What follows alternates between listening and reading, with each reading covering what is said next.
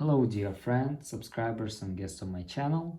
In this video I want to show and tell you how to clear cache on Google browser on iPhone in 2024. This method works on iPhone 15. So please put your like, subscribe to my channel and share this video with your friends. Let's get started. So first we need to go to Google. After that you need to click on your account and click settings, and here you need to click privacy and security, and here click history. After that you need to click clear here and here, and confirm your decision and click done. And that's all.